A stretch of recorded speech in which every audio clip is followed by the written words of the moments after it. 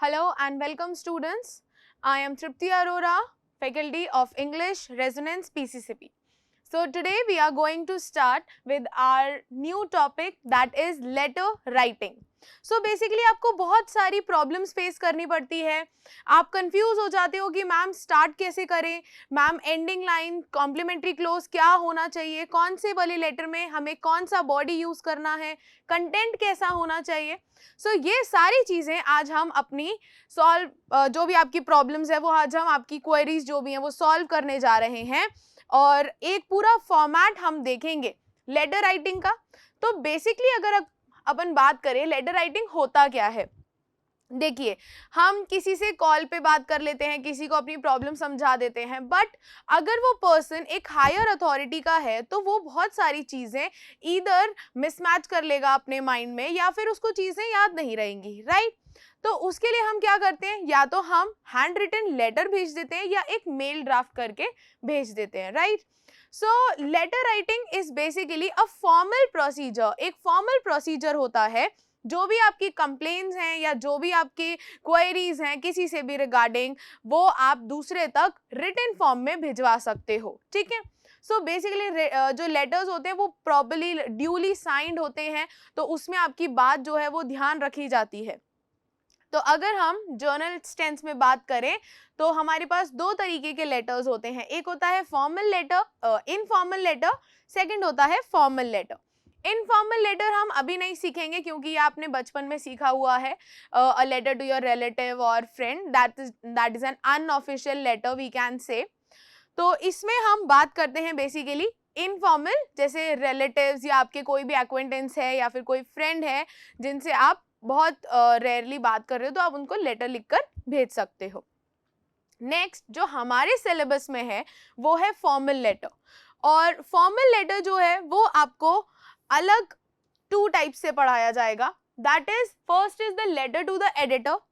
कोई भी न्यूज़पेपर के एडिटर हैं उनको आपको लेटर लिखकर आपका कोई भी कंप्लेन है या कोई भी अवेयरनेस प्रोग्राम है जो आप बताना चाहते हैं वो आप उनको लिख कर देंगे. ज्यादातर it's a letter for complain. Next is business letter. Business letter क्या होता है, जो हम ज्यादातर इधर किसी पब्लिशर से या फिर किसी कंपनी से डील करते हुए लिखते हैं. तो बिजनेस लेटर में हम क्या देखेंगे, order letter, inquiry letter. Order letter में जैसे हमने किसी का कोई ब्रोचर देखा, बहुत अच्छा लगा, बुक्स देखी थी वो मंगवानी है किसी पब्लिकेशन से, तो उनको ऑर्डर लिखेंगे, भाई कितना बुक्स चाहिए, कौन कौन सी चाहिए. इंक्वायरी लेटर में आप क्या करेंगे, आपको एक पर्टिकुलर कोर्स के बारे में या फिर कोई भी प्रोग्राम हो रहा है, ऑर्गेनाइज होने जा रहा है, उसके बारे में आपको इंक्वायरी करनी है, जानना है आपको, तो इसीलिए आप इंक्वायरी लेटर का यूज करेंगे. ओके, चलिए स्टार्ट करते हैं.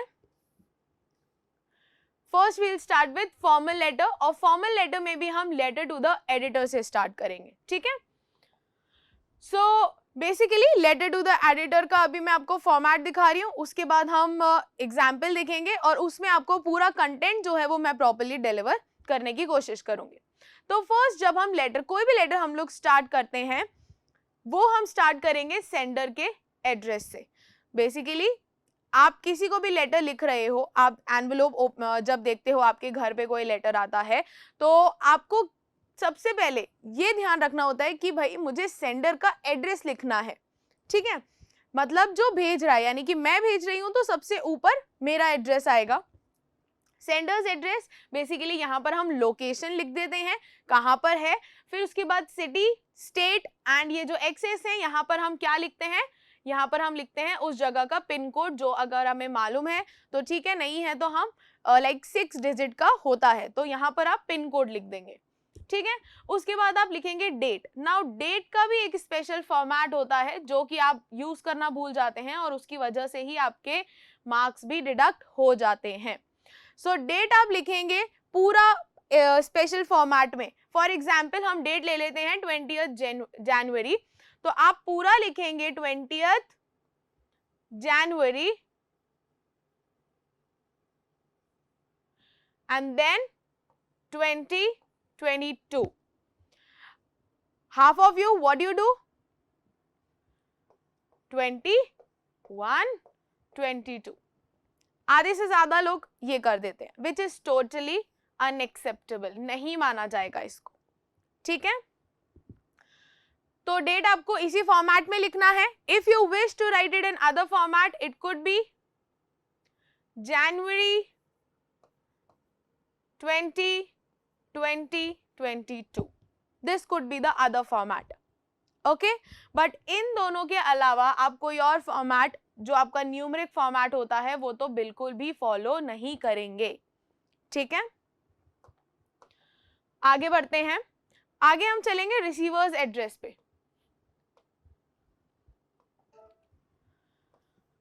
तो इसके बाद यहां पर आपने देखा सेंडर्स एड्रेस के बाद हमने एक लाइन लीव किया, देन डेट के बाद, देन रिसीवर्स एड्रेस. अब हम क्योंकि लेटर टू द एडिटर लिख रहे हैं तो सबसे पहले हम एडिटर को एड्रेस करेंगे. तो हम सबसे पहले कहां से स्टार्ट करेंगे? सबसे जो 3 लाइंस मैंने बनाई है वो आप लिखेंगे, यहां से स्टार्ट करेंगे द एडिटर. अब ये एडिटर कौन से न्यूज़पेपर के हैं? फॉर एग्जाम्पल हम ले लेते हैं द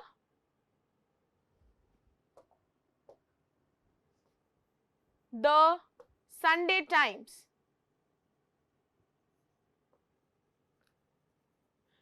तो सबसे पहले हमें रिसीवर के एड्रेस में हम किसको भेज रहे हैं उसको पहले आपको लिखना पड़ेगा, द एडिटर. फिर वो कौन से न्यूज़पेपर के एडिटर हैं? The Sunday times. और कौन से एरिया के, ठीक है, आप कौन सी जगह के. फॉर एग्जाम्पल आप सेंडर्स एड्रेस जो है, आपका जो भी ग्रीवियंस है वो दिल्ली से रिलेटेड है मान लीजिए, और आप यहाँ पर जो एड्रेस डाल रहे हैं वो डाल रहे हैं चंडीगढ़ का या पंजाब का मान लीजिए. तो ऐसा नहीं है, जो आपका प्रॉब्लम है, जो आपका ग्रीवियंस है वो आपका लोकल अथॉरिटी ही सॉल्व करेगा. तो आप लोकल पर्सन को ही बताएंगे, लोकल अथॉरिटी पर्सन को ही बताएंगे. सो अगर आपका सेंडर्स एड्रेस में दिल्ली लिखा हुआ है तो यहां पर भी आप दिल्ली ही लिखेंगे. ओके, आगे आ जाता है हमारा सब्जेक्ट. सब्जेक्ट में हम सिर्फ काम की बात लिखते हैं. It should be very short and sweet, बहुत प्रिसाइज होना चाहिए. ज्यादा से ज्यादा 4 to 5 वर्ड्स का होना चाहिए, इससे ज्यादा नहीं. ज्यादा से ज्यादा इसमें कितने वर्ड्स होने चाहिए? 4 to 5, इससे ज्यादा बिल्कुल नहीं. आप उसे एक्सटेंड कर दोगे 2-3 लाइन्स तक तो जो भी पर्सन कंसर्न है जिसके लिए आप लिख रहे हैं उसको आपको यहाँ पे पूरा प्रॉब्लम डिस्क्राइब नहीं करना है, आपको सिर्फ उसको ब्रीफ देना है कि मैंने किस बारे में ये लेटर आपको लिखा है. उसके बाद हम लिखते हैं सैल्यूटेशन. तो सैल्यूटेशन में हम ज्यादातर यूज क्या करेंगे? रिस्पेक्टेड सर और मैडम, ठीक है. पूरा अगर आप ऐसे लिख कर आएंगे मैम तो वहां पर भी आपके मार्क्स कटने के चांसेस होते हैं. सो आपको पूरा लिख कर आना है रिस्पेक्टेड सर ऑब्लिक मैडम. आगे बढ़ते हैं. फिर सैल्यूटेशन के बाद हमारा बॉडी स्टार्ट होगा. Now what is the body? Basically body is जो भी पैराग्राफ हम सेट करते हैं. तो सबसे पहले हम इंट्रोडक्शन देते हैं कि आई एम सो एंड सो. उसके बाद हम क्यों लिख रहे हैं उनको वो लेटर. तो जब हम बॉडी स्टार्ट करते हैं तो बेसिकली हम अपना इंट्रोडक्शन के बाद लिख सकते हैं this letter I am writing to draw your attention, और हम लिख सकते हैं I would like to draw your attention towards so and so problem. तो हम बेसिकली उनका जो ध्यान है वो अपनी प्रॉब्लम या हमारी जो भी ग्रीवियंस है उस पर लगाना चाहते हैं. तो सबसे पहले उसके बाद हम क्या करेंगे? Introduction of the problem. भाई प्रॉब्लम किस बारे में है, हमें क्या प्रॉब्लम आ रही है. उसके कॉजेज नेक्स्ट में हम लिखेंगे, उसके कॉजेज. और जब हम कॉजेज लिख रहे हैं तो स्टेट करना है जो भी कंप्लेंट्स हैं आपकी विद एप्रोप्रिएट रीजंस, इफेक्ट्स और इम्पैक्ट्स.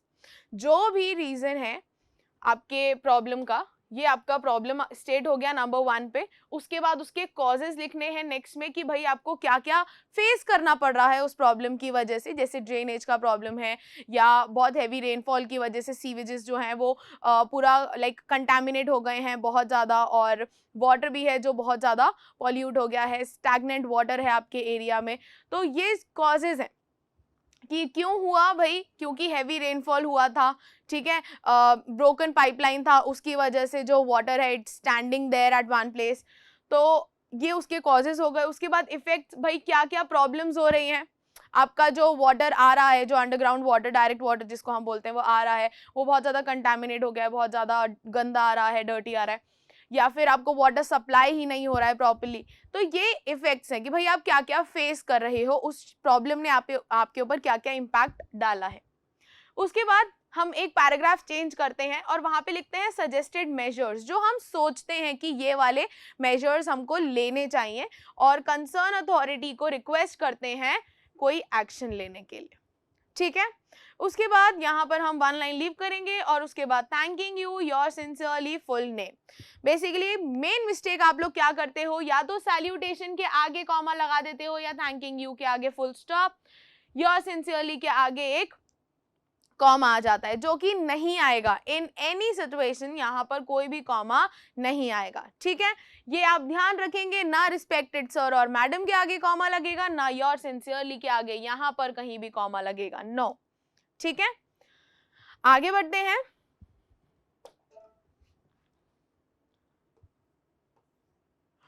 अब हमारे पास एक एग्जाम्पल है, तो इसके थ्रू हम पूरा जो हमारा letter writing to the editor है वो समझने की कोशिश करेंगे। You are Saurabh Saumya living at W564 Dwarka, New Delhi. Your streets and roads experience waterlogging during the monsoon season. The people of your area find it difficult to lead a normal life, and this adds to their problems. Write a letter to the editor, The Times of India, highlighting the problem and suggesting the measures to control the problem. तो basically problem क्या है हमारी यहाँ पर? Problem हमारी सिर्फ इतनी सी है कि हमारे यहाँ पर वाटर लॉगिंग हो गया है भाई. वाटर लॉगिंग का मतलब क्या होता है?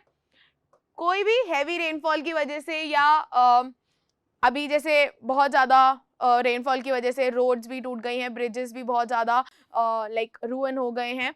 तो इनके यहाँ पर क्या हुआ है, इनके यहाँ पर स्ट्रीट्स और रोड्स जो देख रहे हैं ये लोग, ये बहुत ज़्यादा यहाँ पर फुल स्टॉप नहीं है, तो ये क्या कर रहे हैं, बहुत ज़्यादा वाटर लॉगिंग की प्रॉब्लम जो है वो फेस कर रहे हैं. इनको बहुत ज़्यादा प्रॉब्लम आ रही है, और जो नॉर्मल जैसे इनको ट्रांसपोर्टेशन वगैरह में या बच्चे स्कूल जाते हैं उस टाइम पर बहुत ज़्यादा प्रॉब्लम आती है. तो अब इसका इन्होंने क्या सॉल्यूशन निकाला, इन्होंने the editor of times of India को एक मतलब न्यूज़पेपर में ये अपना प्रॉब्लम पब्लिश करने के लिए एक लेटर लिखा.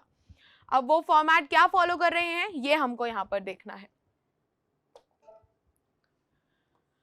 देखिए, W564 द्वारका, न्यू दिल्ली, बिल्कुल एग्जैक्ट आपको क्वेश्चन में से उतारने को मिलेगा. ये आपका एड्रेस आपको गिवन है और आप वही का वही यहाँ पर उतार रहे हैं. There is nothing else.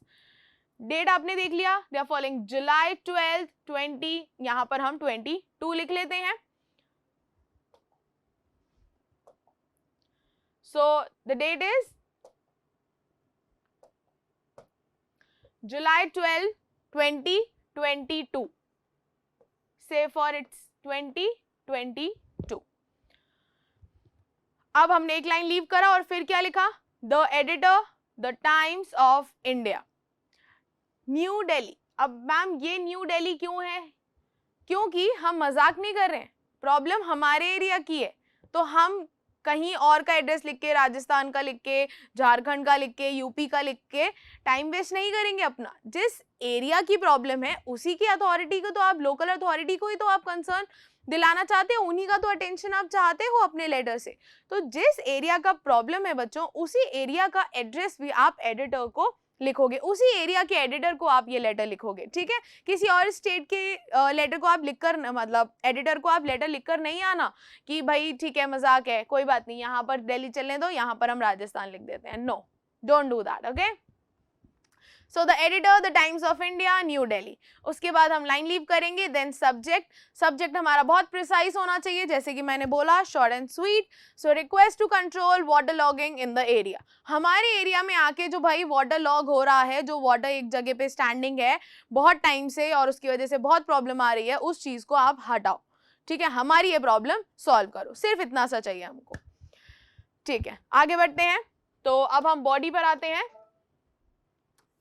Respected sir और मैडम, भाई रिस्पेक्टेड आपको लिखना ही है, सर और मैडम के बाद कॉमा नहीं लगाना है, ये बिल्कुल क्लियर है हमें. ठीक है. Through this letter I bring to your kind notice of the concern authorities concerned the dilapidated condition of the roads in our locality. भाई सबसे पहले आप ये लेटर क्यों लिख रहे हो?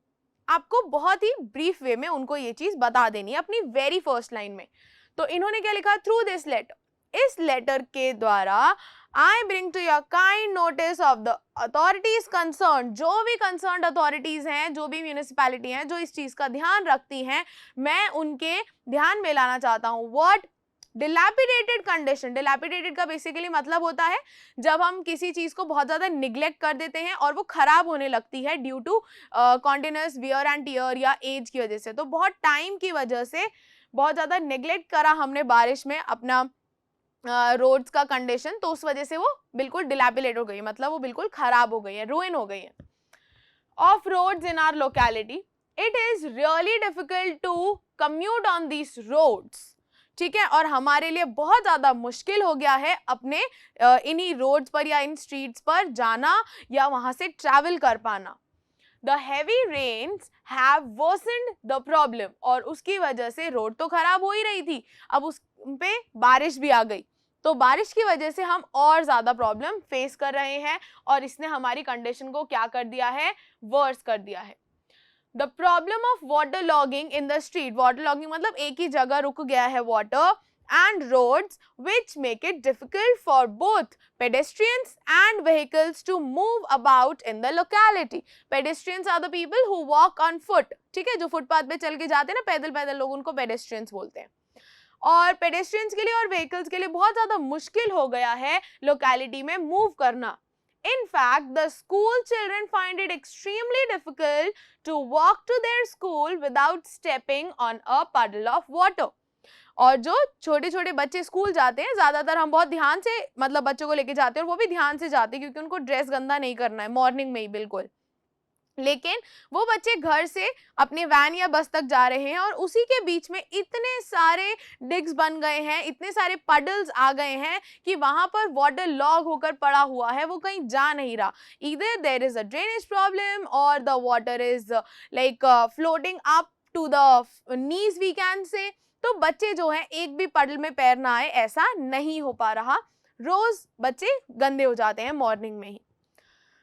Then owing to the stagnated water, there is a danger of epidemics like malaria and dengue.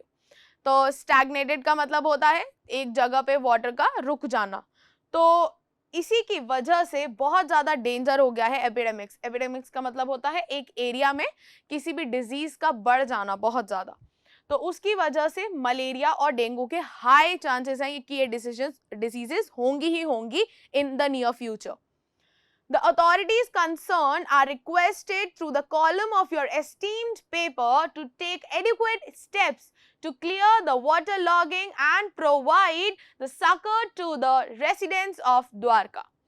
कि मैं बस इस न्यूज़पेपर के कॉलम से जहां पर आप मेरा ये प्रॉब्लम पब्लिश करोगे अपने पेपर में, मैं बस उससे इतना ही चाहता हूं कि जो भी अथॉरिटीज कंसर्न है वो कुछ ना कुछ एक्शंस लें, मेजर्स लें ताकि वाटर लॉगिंग क्लियर हो जाए, और वाटर लॉगिंग क्लियर होने के बाद हमें सक्कर मिल जाए। सक्कर का मतलब होता है थोड़ा सा हेल्प मिल जाए या किसी चीज में एड मिल जाए, ठीक है। सो रेसिडेंट्स ऑफ द्वारका, क्योंकि ये सेम प्लेस की बात कर रहे हैं, याद रखना द्वारका में ही इन्होंने अपना एड्रेस दिया था और वहीं के ये कंसर्न अथॉरिटी से अटेंशन चाहते हैं फॉर द प्रॉब्लम। तो इन्होंने बोला कि ठीक है हमें थोड़ा सा रिड्रेस, मतलब यहाँ पर हमें थोड़ा सा असिस्टेंस या हेल्प की जरूरत पड़ेगी, तो आप हमारी प्रॉब्लम जो है वो थोड़ी सी रिजॉल्व करिए।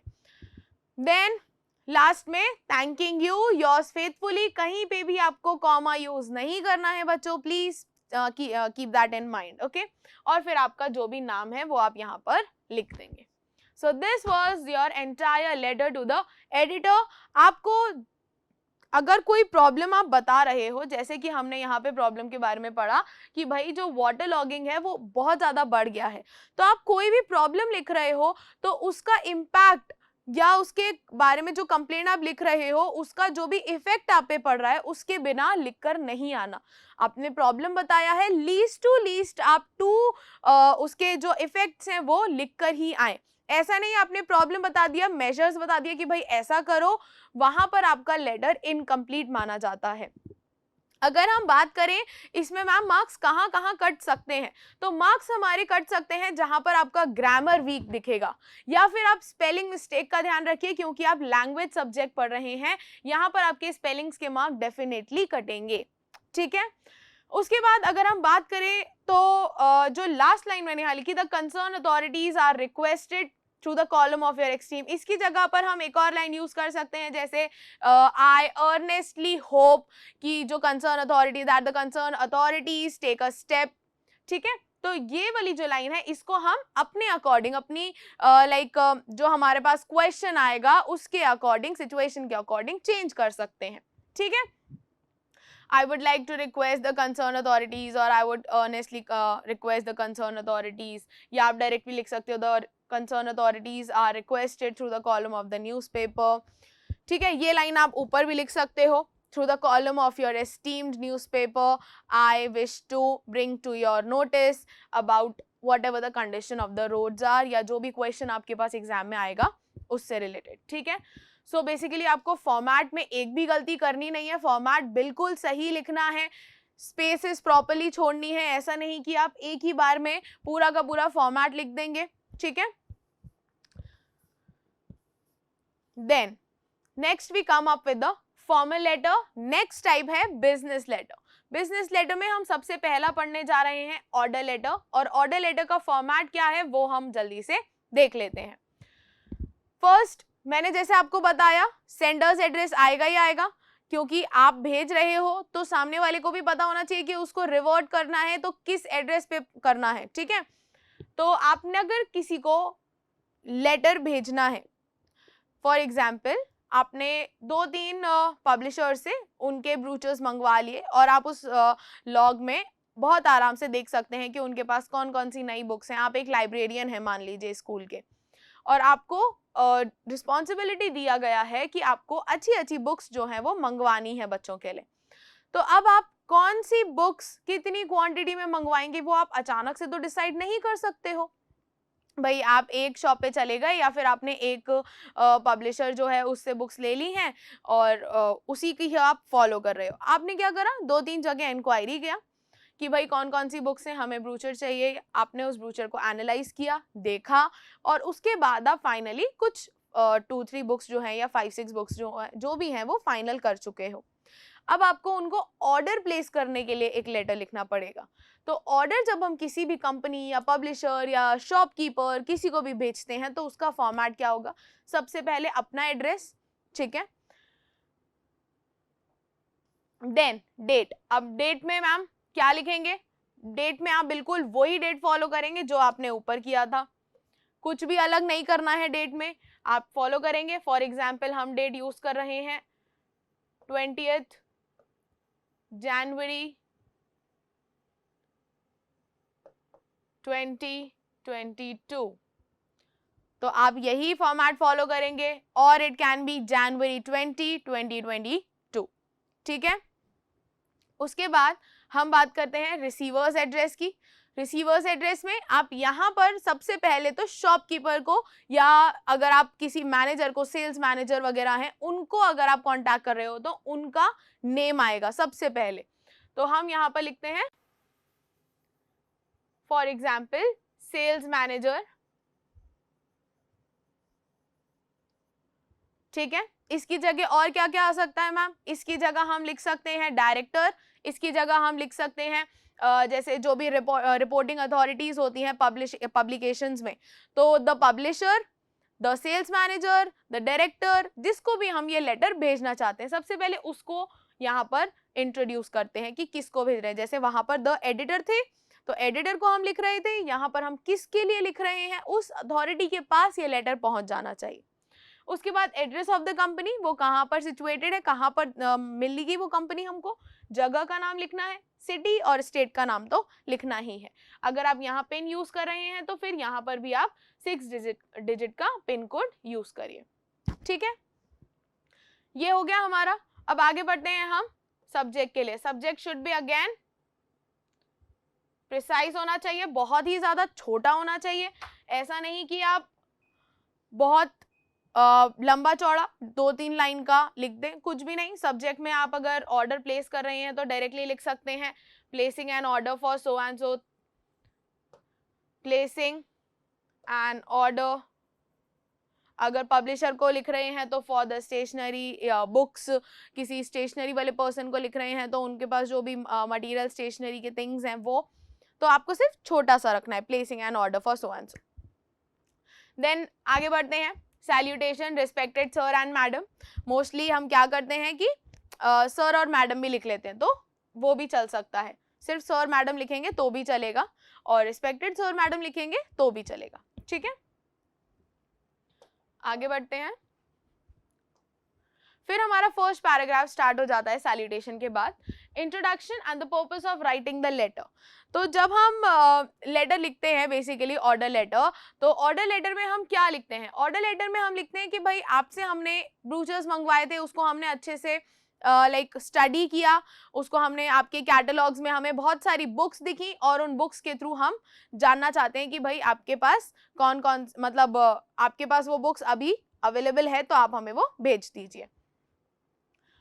तो आपने यहाँ पर लिस्ट मंगा लिया, कैटलॉग मंगवा लिया, पहले इंट्रोडक्शन दे दिया कि भाई आपकी उनसे सो डेट पे बात हुई थी, और उसके बाद आपने अपना लिस्ट बता दिया कि हमें क्या क्या चाहिए। तो पैराग्राफ 2 में आप लिखेंगे list of items required with the quantity in bullet points और टैबुलर कॉलम्स।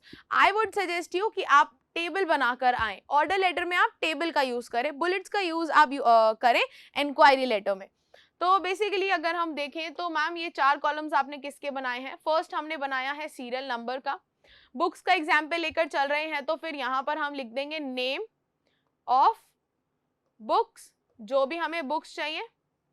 उसके बाद अगर हमें उसके पब्लिशर का नेम पता है तो पब्लिकेशंस कौन सी हैं, और उसके बाद क्वांटिटी रिक्वायर्ड, जो भी हमें क्वांटिटी रिक्वायर्ड है उसके लिए हमने ये टेबल बनाई है। तो भाई आपको 3 बुक्स चाहिए तो आपने यहाँ पर 3 सीरियल नंबर डाल दिया, उन बुक्स के नाम लिख दिए और उसकी फिर पब्लिकेशंस के नाम लिख दिए और कितनी क्वांटिटी चाहिए, भाई ये वाली 30 चाहिए, ये वाली 30 चाहिए और ये वाली 40 चाहिए, ठीक है। सो ये हो गया आपका पैराग्राफ 2। अब पैराग्राफ 2 के बाद पैराग्राफ 3 देखते हैं, तो इसमें क्या है हमारा concluding paragraph stating when do you expect the delivery of items and thanking them for their service।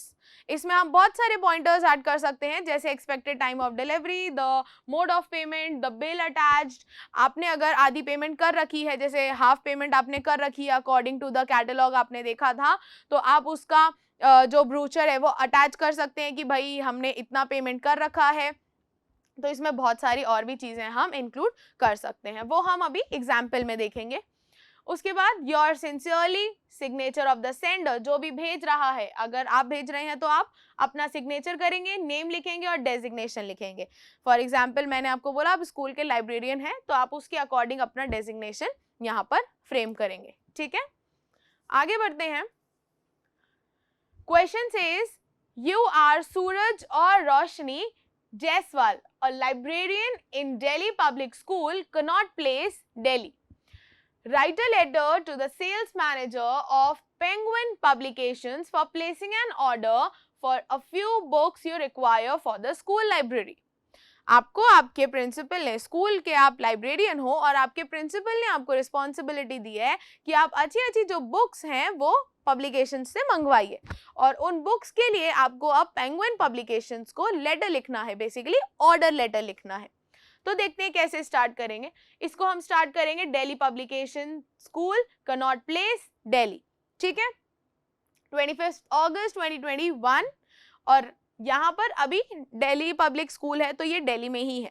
यहाँ पर आप एड्रेस जो है वो बाहर का लिख सकते हो। फॉर एग्जाम्पल आप कोटा में रहते हो लेकिन आप बुक्स बाहर से मंगवा रहे हो, जयपुर से मंगवा रहे हो या पंजाब से मंगवा रहे हो, दिल्ली से मंगवा रहे हो, तो यहाँ पर आपका एड्रेस जो है वो सेम हो सकता है। तो क्वेश्चन ध्यान से देखना, अगर आपको लोकल वर्ड दिखता है कि आपको भाई अपने लोकल कंसर्न पर्सन से ही वो चीज करना है, तो लोकल का मतलब है आपके एरिया के अंदर अंदर के पर्सन। लेकिन अब जब यहाँ पे पब्लिकेशंस का नाम है तो ये कहीं भी हो सकती है, ठीक है। तो हम स्टार्ट करते हैं, Delhi public school, Connaught Place, Delhi. Date आ गया आपका सेम फॉर्मेट में, उसके बाद सेल्स मैनेजर, यहाँ पर आपने सबसे पहले किसको इंट्रोड्यूस किया है कि भाई आप किसके लिए लिख रहे हो। पेंगुइन पब्लिकेशंस दिल्ली, ठीक है, ये पब्लिकेशंस आपको क्वेश्चन में गिवन है एज इट इज, आपने सिर्फ और सिर्फ कॉपी किया है। जब आपका ये पूरा पार्ट सही हो जाता है तो आपके वहां पर 1 मार्क्स पक्के हो जाते हैं, ठीक है। आगे बढ़ते हैं। सब्जेक्ट शॉर्ट एंड स्वीट, बहुत प्रिसाइज रखना है इसको। Placing an order for library books, library की बुक्स के लिए आपको ऑर्डर प्लेस करना है। रिस्पेक्टेड सर और madam, this is with reference to the inquiry letter dated 20th January 2022। आ गई वही बात, जब तक हम रेफरेंस नहीं देंगे कि भाई हम कहाँ देखा हमने आपका ये जो बुक्स का पूरा कैटलॉग था, कैसे हमें पता चला, तो हमें पहले रेफरेंस देना पड़ेगा कि भाई हमें इस रेफरेंस से मिला कि हमने आपको इंक्वायरी लेटर लिखा था, उसमें आपने हमको रिप्लाई में बताया कि आपके पास ये बुक्स अवेलेबल हैं। तो 20 जनवरी को आपने ये जो आपका बुक्स का मैंने कैटलॉग देखा था, उससे मुझे पता चला I would like to purchase a few books for our school library, मुझे कुछ बुक्स जो है वो परचेज करनी है आपके पब्लिकेशन से। I have attached a list of books as well as the quantity needed। तो ये वो टेबल है जो मैं आपको बनाने के लिए बोल रही थी। अगर आप ये बनाते हैं तो बहुत ही ज्यादा सिंप्लीफाइड प्लस प्रेजेंटेबल लगता है आपका order letter. So try making a table like as it is. ज्यादातर अगर आपका स्पोर्ट्स आइटम्स है या आप मान लीजिए घर के लिए आपका क्रॉकरी आइटम्स है जो ज्यादातर आता नहीं है, तो आप फिर भी 4 कॉलम्स बनाइए। मैम 4 कॉलम्स किसके बनाएंगे भाई, आप फर्स्ट बना दो, जैसे स्पोर्ट्स आइटम है या क्लोथिंग है तो फर्स्ट बना दो आप सीरियल नंबर का, सेकंड बना दो यहाँ पर बुक्स है तो आपका जो भी मटेरियल्स है या फिर जो भी टूल्स आपको चाहिए, जो भी इक्विपमेंट्स आपको चाहिए स्पोर्ट्स के, क्रिकेट बैट हो गया, बॉल हो गया, बैडमिंटन रैकेट हो गया। उसके बाद यहाँ पर आप कंपनी का नेम लिख सकते हैं, भाई कौन सी कंपनी के चाहिए, और उसके बाद आप क्वांटिटी तो लिखेंगे ही लिखेंगे, ठीक है। तो हमने यहाँ पर बुक्स लिया है, ऑथर लिए हैं कि भाई कौन से, एलिस इन वंडरलैंड के कौन से ऑथर हैं, सो इसका है लुइस कैरल, और कॉपीज कितनी चाहिए भाई 30 चाहिए। तो ये हम बहुत ज्यादा स्पेसिफाई कर देते हैं ताकि कोई भी सामने वाले से भेजने में गलती ना हो, ठीक है। आगे चलते हैं। तो आगे हमने उनको फर्स्ट पैराग्राफ में दे दिया अपना इंट्रोडक्शन कि भैया हमें बुक्स चाहिए, उसके बाद हमने एक पूरा जो टेबल है वो उनके सामने प्रेजेंट कर दिया। अब उसके बाद ये क्या कह रहे हैं, अब हमें थोड़ा सा उनको लास्ट में कंक्लूडिंग पैराग्राफ भी देना पड़ेगा। तो the book pricing were reviewed throughout the meeting and we received a feasible quotation। तो हमारे बीच जब एक मीटिंग हुई थी तो हमने पूरी जो प्राइसिंग है वो देख लिया था कि वो कैसी हैं बुक्स की, और हम उससे बहुत ज़्यादा हम एक feasible quotation यानी कि हम एक अग्रीमेंट पॉइंट पे पहुंच गए थे। Please provide the books by next Monday, कोशिश करना कि डिलीवरी नेक्स्ट मंडे तक हो जाए, and please ensure that the books are in good shape and arrive in great condition. Actually books क्या होती हैं, जैसे पुराने एडिशंस की भी हो जाती हैं तो हम नई बुक्स भी मांगते हैं कभी कभी, ये तो आपकी स्टोरी बुक्स या हम बोले फेबल्स वगैरह हो गई हैं तो it's not a problem, but books जो है वो डिफेक्टिव ना हो, बहुत पुरानी ना हो, कहीं से कटी फटी ना हो, पैकेजिंग जो है वो प्रॉपर हो ताकि ड्यूरिंग द ट्रांजिट जो है बुक्स खराब ना हो जाएं, ठीक है। तो ये आप उनको इंश्योर करवाते हैं। I would like you to send the bill along with the books after applying for the school discount। तो यहाँ पर ये क्या बोल रहे हैं कि भाई हम स्कूल डिस्काउंट लगाने के बाद आप जो है बिल भेज दीजिए। थोड़ा सा नेगोशिएशन तो बनता है, जैसे अगर हम कंटिन्यूअस डीलिंग कर रहे हैं तो हमारा एक पर्टिकुलर परसेंटेज फिक्स हो जाता है कि हम जब भी आपसे इतनी बुक्स लेंगे तो आप इस परसेंट पे हमें डिस्काउंट करके देंगे। तो ये बोल रहे हैं कि बिल तो भेज देना लेकिन डिस्काउंट करके भेजना, मतलब जब आप स्कूल डिस्काउंट लगा दोगे उसके बाद बिल भेजना। Payment will be made as soon as the books are received and check, और हम आपको इमीडिएट पेमेंट कर देंगे जैसे ही हमें बुक्स मिल जाएंगी और हम उनको चेक कर लेंगे। Please contact us if you require any clarification, और अगर आपको कोई भी प्रॉब्लम आती है या हमारा कोई भी जो हमने ऑर्डर प्लेस किया है उसमें डाउट है, क्वेरीज हैं, तो आप हमें कॉन्टैक्ट करिए। अब देखिए आपने उसको कॉन्टैक्ट करने की बात तो बोल दी, वो कॉन्टैक्ट किसको करेगा या किस नंबर पे करेगा, तो ये आपको ध्यान रखना है कि आपने ये वाली लाइन लिखी है तो आप अपना मोबाइल नंबर और अपनी डेजिग्नेशन जरूर मेंशन करें, क्योंकि अगर आप ये नहीं करेंगे तो सामने वाला पर्सन आपको कैसे कांटेक्ट कर पाएगा, ठीक है। तो thanking you, your sincerely Suraj Jaiswal, DPS librarian, mobile and signature. So ये तो आपको पता ही है हम कब कब यूज करते हैं। सूरज जायसवाल जो पर्सन है, कंसर्न पर्सन जो लिख रहे हैं, लाइब्रेरियन वो लिख रहे हैं। उसके बाद कौन है वो, डेजिग्नेशन आएगा ही आएगा। भाई ये डेजिग्नेशन नहीं लिखोगे तो कैसे पता चलेगा, कैसे पता चलेगा कि भाई कौन लिख रहा है, ठीक है। और आपने क्योंकि कॉन्टैक्ट अस बोला है तो फिर उनको कॉन्टैक्ट डिटेल्स भी दीजिए and your enclosing signature. Done, this was your order letter. अब हम क्या करेंगे, अब हम करेंगे इंक्वायरी लेटर। ओके, सो अब हम एक क्वेश्चन देख लेते हैं जल्दी से इंक्वायरी लेटर का।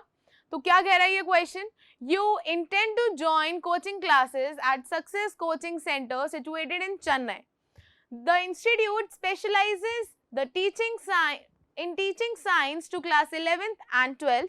Write a letter of inquiry in 100 to 120 words addressed to the administrator in charge of the institute, seeking clarification about the timing, duration, staff, transport and other necessary details for joining the institute. What you are Sonia or Shiv of 2 Murthy Road, Chennai. So basically आपको एक coaching centre के बारे में पता है। जैसे हमारे resonance में बहुत सारे बच्चे जो हैं, आप लोग 11th और 12th के लिए आईआईटी जेई मेंस के लिए आप लोग यहाँ आते हैं, आपको प्रिपरेशन करनी होती है। लेकिन उससे पहले आपको थोड़ी सी इंक्वायरी तो करनी पड़ती है ना कि भाई हमें अकोमोडेशन मिल पाएगा क्या, ट्रैवलिंग फैसिलिटी क्या है, क्लासेस कब से कब तक होती हैं, ठीक है। तो ये सारी चीज़ें जो हैं आप क्लैरिफाई करना चाहते हो, किससे क्लैरिफाई करना चाहते हो आप, सक्सेस कोचिंग सेंटर से, ठीक है। तो अब ये जो पर्सन है इनका डिटेल दिया हुआ है, ये है Sonia Shiv of 2 Murthy road is the address of that person. So देखते हैं, पहले एड्रेस लिखा 2 Murthy road Chennai, date same procedure में लिखना है, यहाँ लिखा नहीं है, मैं लिख देती हूँ आपके लिए। For example the date is 20th January, हम सेम डेट फॉलो कर रहे हैं, 2022 मान लीजिए ये हमारा डेट है तो यही फॉलो करना है, या फिर January 20, 2022। Administrator incharge the receiver, सबसे पहले रिसीवर को एड्रेस करेंगे। Administrator incharge success coaching centre Chennai, ठीक है। यहां पर आपका फुल स्टॉप नहीं आता, ठीक है। सब्जेक्ट क्या है, inquiry for class 11th 12th 2 year study course. आपको एक कोर्स लेना है इनके पास और आप उसको स्टडी करना चाहते हो, वहां पर उस इंस्टीट्यूट में स्टडी करना चाहते हो और उसके लिए आप इनसे इंक्वायरी ले रहे हो, इनसे पूछताछ थोड़ी सी मतलब करना चाहते हो।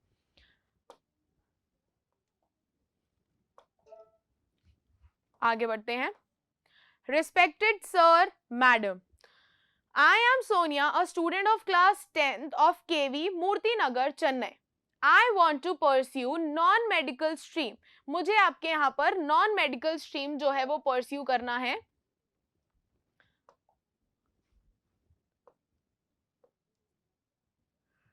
ठीक है, and I am planning to join a coaching class for the same. और मैं ऐसा प्लान कर रही हूँ कि मैं आपके यहाँ पर आकर कोचिंग क्लास ज्वाइन करूँ आपके यहाँ की। I came to know that your institute is best and so I am keen to join it. मुझे ऐसा पता चला कि आपका इंस्टीट्यूट जो है वो बेस्ट है अच्छे रिजल्ट्स देने में और इसीलिए मैं अपना इंटरेस्ट शो करना चाहती हूँ एडमिशन के लिए आपके इंस्टीट्यूट में। I am interested in joining the 2-year classroom course. Kindly provide me the following details. अब बच्चों जैसे हमने टेबल बनाकर ऑर्डर लेटर लिखा था वैसे मैं आपको यहाँ पर सजेस्ट करूंगी कि आप इंक्वायरी लेटर जो है वो लिखिए सिर्फ और सिर्फ पॉइंटर्स में, ठीक है। आप बुलेट्स दे सकते हैं, पॉइंट्स दे सकते हैं, बट अगर आप पॉइंट्स में लिखते हैं तो वो बहुत ज्यादा स्पेसिफिक और क्लैरिफाइड दिखता है, रादर देन अगर आप पूरा पैराग्राफ में लिखकर आ जाते हैं तो फिर आपके इंक्वायरी लेटर में मजा नहीं आता। तो ऑर्डर लेटर में आप यूज करिए टेबल और इंक्वायरी लेटर में आप यूज करिए पॉइंटर्स, ठीक है। तो हमें क्या क्या जानना है भाई, जान लेते हैं। Details of the course structure, भाई कोर्स किस ड्यूरेशन में या कैसे करवाया जाएगा, टाइमिंग ऑफ द क्लास, भाई क्लास के टाइमिंग्स क्या रहेंगे जो भी होंगी हमारी डेली बेसिस पे. The details of the faculty, availability of the transport facility. अब इन्होंने यहाँ पर ये क्योंकि सेम जगह पे रहते हैं तो ये ट्रांसपोर्ट के लिए पूछ रहे हैं. अगर हम किसी और जगह की पूछते, मान लीजिए आप यहाँ से जा रहे हैं दिल्ली में पढ़ने, तो आप वहां पर अकोमोडेशन के लिए भी पूछ लेते हैं, ठीक है, कि भाई हमें रहने के लिए कैंपस में या हॉस्टल वगैरह मिल सकता है क्या. तो ये पूछ रहे हैं transport facility. Fees structure of the course, और जो भी हम पढ़ने वाले हैं उसका फीस स्ट्रक्चर क्या होगा, क्या हम उसको क्वार्टरली या हाफ ईयरली या एनुअल कैसे पे करेंगे, तो ये पूरा स्ट्रक्चर आप जानना चाहते हो. ये बहुत बेसिक पॉइंट है जो मैंने यहाँ पे लिखे हैं ताकि आपको एक ब्रीफ मिल जाए कि भाई आप कैसे करने वाले हैं, ठीक है. इसके अलावा अगर आपके माइंड में और भी बहुत सारे पॉइंट्स आते हैं तो वो आप इसमें ऐड कर सकते हैं. लास्ट में हम लिखेंगे एक छोटा सा रिक्वेस्ट ताकि हमें रिस्पॉन्स जल्दी से जल्दी मिल पाए और हमारा डिले ना हो डिसीजन जो भी हम लेने वाले हैं. I request you to reply at the earliest so that I can take a decision. Please आप मुझे अपने इंस्टीट्यूट के बारे में थोड़ा सा क्लैरिफाई कर दीजिए जल्दी से जल्दी, ताकि मेरा डिसीजन जो है वो भी लेट ना हो, डिले ना हो, ठीक है. ये तो हो गया हमारा पूरा लेटर. अब इसके बाद वापस से हम क्या लिखेंगे, अपना complimentary close. Thank you, your sincerely Sonia. ठीक है, बहुत ही सिंपल, स्वीट और शॉर्ट रखना है इंक्वायरी लेटर को, बहुत ज्यादा लेंथी नहीं बनाना है. प्लीज याद रखिए कॉम्प्लीमेंट्री क्लोज, थैंक यू, इनके बाद पंक्चुएशन मार्क यूज नहीं करिए. रिस्पेक्टेड सर और मैडम के बाद भी आप कॉमा नहीं लगाएंगे, ठीक है. So basically this was all we had to learn today. तो आज हमने क्या क्या देखा, आज हमने देखा letter to the editor, then the business letter which includes order letter as well as enquiry letter. Now children, you have to see questions and you have to practice it using the same format. So this was all for today. Good day children.